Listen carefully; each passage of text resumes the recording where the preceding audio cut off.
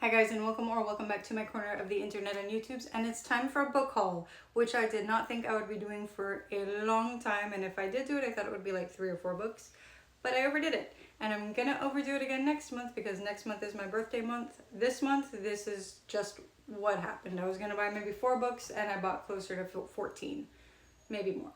So if you've been here before, you know that about a year ago, or 2 years ago, I sold a lot of my books or I donated them or I replaced them for whatever reason.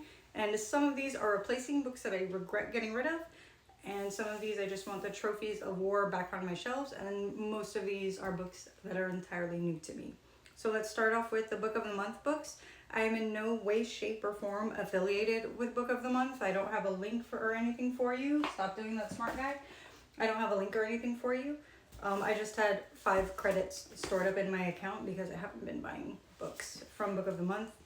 And these are the 5 Book of the Month books that I picked up. The first one I already started reading, that's Dragon Fruit. I'm only like 50 pages in, but I'm already really enjoying it. Gonna mispronounce the name when I say the synopsis. Hanalei of Tamarind is the cherished daughter of an old island family, but when her father steals a sea dragon egg meant for ailing princess, she is forced into a life of exile. In the years that follow, Hanalei finds solace in studying the majestic sea dragons that roam the Nomi Sea until one day an encounter with a female dragon offers her what she desires most, a chance to return home and to right the terrible wrong. So basically, this lord's daughter has been exiled from her island kingdom after her father stole an egg, and now I think what's going on is she has the chance to right the wrongs her family committed so she can go back home. I'm only about 50 pages into this book. I love the world building, I love the storytelling, I love the dragons already. We've already been introduced to the dragons, but I think this is going to be a 4 or a 5-star book. The print is really big. It's only about 400 pages, so it's going to be a quick read, but that's just that. These next 3 are kind of popular on the booktube and bookstagram, not really on book talk, I don't think, but Butcher and Blackbird. I don't want to get too into these synopses because I know a lot of people have been talking about this, and then the more I think about it, the more I'm just like, I really don't like romance books, but we'll give this one a shot.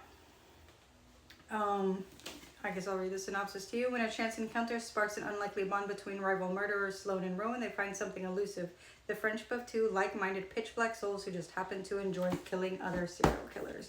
So here we go. Dexter vibes with a dash of romance, maybe. We'll see. Wayward, another one that's really popular, and that is, I wasn't really interested in any of the fantasy books that Book of the Month had. 2019, under cover of darkness, Kate flees London for ramshackle Wayward Cottage, inherited from a great aunt she barely remembers. With its tumbling ivy and overgrown garden, the cottage is worlds away from the abusive partner who tormented Kate. I know this has a lot of trigger warnings, and I have a feeling it has to do with like finding internal strength and familial bonds and all that, and all the sweet, heartfelt stuff, and overcoming abuse and trauma, which I don't get too affected by trigger warnings, but they are there, so I recommend checking out the trigger warnings for this book if you want to pick it up. And Heartless Hunter, I think, is another witch/witch hunter romance. I honestly just picked this up as my 5th book because I wanted to use up my credit. I'm kind of doubting that I'll read this anytime soon because Romantasy and I haven't been jiving, with very few exceptions. So we'll just see how this goes. I think it's going to be enemies to lovers. I think it's going to be tropey, and I'm pretty sure it is undercover witch and witch hunter. We'll see. I think Serpent and Dove, I think, was the last book I read like that, and I don't think I even finished it. I don't think so. And the last book, I've already read this book. This is one of the Trophy of Wars book. This is definitely not a fantasy, but My Dark Vanessa. Triggers. This is a lot of trigger warnings for SA, for grooming, for abuse, for just a bunch of stuff. I listened to this book on audiobook when it came out, and I listened to it on audiobook while I was working my overnight shifts, and that was not wise because this is dark. This is about a girl, Vanessa. She is groomed from a very young age by, I believe it's her teacher or her professor, and it just carries on into adulthood, and you see him building a relationship with her and how it affects her and her life. And it is very traumatic, but I don't want to say I loved this book. But there are people that love Lolita but don't say they love Lolita. This isn't like a joyful love, but I did kind of feel a connection with this book. So this one is not like that. Not that sort of connection, but still that sort of connection. But I did want this one on my shelves. I did want a physical copy of this, and now it is here. But this is another one that comes loaded with trigger warnings. We're just full of trigger warnings today. And these books that are coming up now are all books that I have read already that are now the physical trophies of war. And the first up is The Familiar by Leigh Bardugo. I already talked about this book. This is about a Jewish girl during the age of the Spanish Inquisition in Spain. She is found out to have magical abilities, and she is thrown into a magical competition in order for her patron to gain favor with the king. And chaos ensues. There's romance in here. I didn't like the romance. I'm not a Leigh Bardugo fan. I'm probably going to wind up selling this or giving it away. We'll see what happens. But I did pick this up this month. This was a cover buy and a hype buy. I did jump on the hype train for this. This is going to be the last Leigh Bardugo I buy. I did a whole review of it. Granted, this is my most popular review on the channel. And of course my audio got messed up while I was uploading it. So that's cool. Two more books that I have recently read and acquired are by Mark Lawrence. The first two books in the Library trilogy, The Book That Wouldn't Burn and The Book That Broke the World. Cozy. This is a very cozy book. I need to post a review for this book, but whatever coziness was in this book got shattered by this book. We have biological warfare in this book. We have everything. So cozy, and this is more like dark fantasy Mark Lawrence, but very good. Animal companions, magic. We got a little bit of love. We have a cozy factor in this one. We have a lot of political opinions in here. We have control of knowledge. We have control of people. We have slavery. We have warfare. And reading this alongside the other series I picked up and read, was kind of perfect, because they're kind of like, should humans just be left alone? Can humans deal with anybody else? And that is, I picked up the first two books in Under the Northern Skies by Leo Carew, The Wolf and the Spider. I've already read both of these. This is my new favorite series. There is no romance in here. This is my new favorite series, and I think this is kind of what I want from fantasy. I guess I'm into military fantasy now, which I didn't see that coming. But I guess that's where we're at. So I picked up these two. I'm going to pick up The Cuckoo next month and finish that off, because this, 4 stars, I do have a couple problems with it, but still probably going to be one of my favorite series of all time. And then the last 2 books that I picked up this month that I've already read are A Natural History of Dragons, a memoir of Lady Trent. This is the Lady Trent series by Marie Brennan. This is an anthropologist. I read this years ago. I only read the first book. I want to reread it, and I want to pick up the rest of the series. She's an anthropologist of dragons. Dragons I do not think exist any longer, but I really enjoyed reading this. I don't remember it enough to do a summary of it, but it's kind of detective-y, kind of female Indiana Jones with dragons. Let's say that. Female Indiana Jones with dragons. So we'll go with that. And then Ghost Station by S.A. Barnes I picked up this month, and I already finished reading this. This actually took me a long time to read, which is weird because I think it's about 300 pages. This is a space horror. Four contractors essentially are sent to an abandoned space planet with a psychologist. Our psychologist, Ophelia Bray, is there to kind of stick with the crew, make sure they don't get this PTSD-esque disease that's common among space contractors. And as they are at this abandoned planet, they start maybe acquiring, including herself, they start maybe acquiring some of the symptoms of this mental disease, and it starts affecting the crew. And there's also a bunch of weird things that they're finding on this planet that probably shouldn't be there.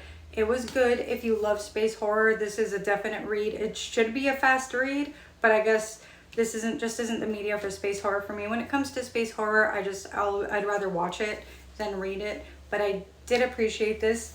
This is not the book I thought it was. There were 2 space books coming out, not science fiction, but space books coming out in the month of April, and I couldn't find the one I was looking for, so I assumed this was it, and it wasn't. I'll show you the one it was later on, but it was a good read. I did enjoy reading it, even though it did take me a while. Not my genre. Space horror isn't my genre, but it is good for what it is. 4 or a 5-star book. I do recommend it. And then I think that's it. All right, I think that's it for the books that I've read. Well, kind of. There's also Elantris. I've already read Elantris. This is another rebuy. This is restocking my shelves. I have to rebuy all of my Sanderson except for the Stormlight Archive, which is still here. I never had the Just Jackets for these. It is very sad for me, but my Stormlight Archive is something I didn't get rid of. I did get rid of all of my other Sanderson though. So I'm slowly repurchasing these. I do buy them in the UK paperbacks. I like it more. I know it's not everybody's favorite, but this is back on my shelves. I don't think I need to say what Elantris is about. This is a booktube channel. We've all read Elantris at this point. And now, wow, did that sound pretentious? If you haven't read Elantris, I'm rereading it now, so I'll do a synopsis of it anyway. It is a really great standalone fantasy. It is a good beginner fantasy, which is weird for Sanderson, because Sanderson is a very in-depth world building, character building, very detailed, descriptive fantasy author. But Elantris, I think, is a good starter fantasy for adult fantasy. Anyway, these are the four. I only picked up 4 books that I haven't read. But in my defense, a couple of these books I read after I bought them. So it's just now I've read. Oh, I'm going to stop talking. Okay, so the first one that I have not read is a repurchase for me. I didn't donate this book and I didn't sell it. It just, I think somebody took it from me. But is Daniel Green's Breach of Peace. I don't know what happened to my copy. So I know he's doing a bind up of his first 2 novellas. I never had the second one, and I don't have his new book either. But I wanted to get Breach of Peace and just knock it out and read it and maybe review it before or as he puts out his bind up. I know it's going to be re-edited, but I love Daniel Green as a booktuber. He's one of my 4 favorite booktubers, and I'm kind of upset with myself that I never read this, and I'm more upset with the fact that I think somebody took my copy. So I know that this, I'm not sure where I left off. My cat knocked something over, but we're back. I think I said everything I have to say about Breach of Peace. I can't wait to read it. I am going to read it, hopefully next month. It's a novella. This should take me a day to read, and I really do love Daniel Green, and I do think that reading this deserves my attention, and if anybody takes my copy, it will not end well for them. Okay, this is the book that I thought Ghost Station was. Very different book. This is Calypso by Oliver Langmead. And now when I say this isn't what I thought it was going to be, this is not what I thought it was going to be. This is giving me House of Leaves PTSD. But this is a science fiction. Rochelle wakes from cryostasis to take up her role as engineer on the colony ark Calypso, but she finds the ship has transformed into a forest populated by the original crew's descendants who revere her like a saint. She discovers a legacy of war between botanists and engineers, a war fought for the right to build a new Earth, a technological paradise, or a new Eden in bloom untouched by mankind's past. And Rochelle, the last to wake, holds the balance of power in her hands. So I can obviously tell this is going to be a sci-fi, but I also think it's going to be kind of a psychological trauma, and that's just because I am still, that was loud, I'm still traumatized by House of Leaves. But we'll see how this goes. I opened it just to skim through it when it first came in the mail. I'm not gonna lie, I got a little scared because I thought it was written in prose, but then I delved a little deeper into it and it just becomes something very different. So we'll see where that goes. And I did pick up book 1 of The Empire of the Wolf, The Justice of Kings. Our main character, Conrad von Volt, seems to be judge, jury, and executioner in his realm. And he and his right-hand lady, whose name I forgot, I haven't read this yet, and his right-hand lady, Helena, are investigating the assassination of a high lord or a duke or an aristocrat. An aristocrat. So they're going to unearth some intrigue and some deception, and we're going to see if they uphold the law or they overtake it with all these nuances they find out that are going on underneath their government. So this is more the sort of fantasy I'm leading into, political, military fantasy. I'm leaning more away from romantasy because it is kind of I'm becoming kind of jaded to it. So we'll see how this goes for me. I think I'm going to enjoy it. You either love this or you hate this from what I've seen in reviews, but I think this is going to be one that I enjoy. And can we just take a moment to just, that cover, that is a cover that I would see in a bookstore and just yank that right on up. And then the last that I have not read is, let me make sure, the last I have not read is Garden of the Moon. I'm starting Malazan and I'm scared. I've heard that you need to take notes reading this book, but I've read John Gwynne, and if I can handle John Gwynne and enjoy it and not need to take notes, I think I can handle Malazan. This is cool because I've never seen a hard copy of The Garden of the Moon with this art. I found this used on eBay and I wasn't searching for it, but I found it and I snatched it up immediately because how could I not? I'm not gonna lie, I don't know a lot about Malazan, but I do like dark fantasy. Let me just get through the synopsis again. The Malazan Empire simmers with discontent, bled dry by interminable warfare, bitter infighting, and bloody confrontations with ancient and implacable sorcerers. Even the imperial legions, long inured to bloodshed, yearn for some respite. Yet Empress Lissing's rule remains absolute, enforced by her dreaded claw assassins. I love me some assassins. For Sergeant Whiskey Jack, what a great name, and his squad of bridge burners, and for Tattersail, the lone surviving mage, the aftermath of the Siege of Pale should have been a time to mourn the many dead. But one of the Malazan fanboys helped me out there. The last of the free cities yet holds out. It is to this ancient citadel that Lysine turns her predatory gaze. However, the Empire is not alone in the great game. Sinister, shadowbound forces are gathering as the gods themselves prepare to play their hand. Conceived and written on a panoramic scale, Gardens of the Moon is an epic fantasy of the highest order. Okay, I love me some epic fantasy. I am scared to get into this one because I know it's a lot of books, but dark epic fantasy, I'm here for it. This is the last of the books that I haven't read. It is a series I'm going to have to put effort into, and I am down for that commitment because as you can see with the next series I'm going to show you, I can commit, okay? I'll sit there and read through a whole series, as you'll see. Okay, let me just sit down for this one. Okay, so I don't love romantasy. I don't. But Throne of Glass is the book series that got me back into reading. I saw the Barbie cover at Barnes & Noble. I picked it up because I was bored. I was like, oh, this seems interesting. I ordered it on Amazon. And then on every release day as they were coming out, I picked them up. So I read the Throne of Glass series as it was coming out. I went through some hard times and I sold all of my first edition Throne of Glass series, including my Barbie cover, and my heart still hurts. And if I wanted to repurchase those covers, it would cost me a lot of money, which I do not have. However, if you do some digging on Amazon with the SKU numbers, because we do not gatekeep on this channel, you can still get the UK covers with the UK cover art, because why would you not want these covers? Except for Tower of Dawn. Tower of Dawn is, the cover isn't, but if I'm gonna have my Throne of Glass series, this is what I want. This, come on, man. Can we just, like, why would you want the new covers when you can find these? So it did take some sleuthing. I did have to buy them one by one, but I did not have to pay $70 for these covers, which is what I would be paying for the American hardbacks, which, oh my God, do I want those covers back? But I'm never gonna be able to get that. But can we just, we have her assassin on the front and her royalness on the back, but I did repurchase these. Reading the series didn't feel like a commitment at the time because I did read them as they were published.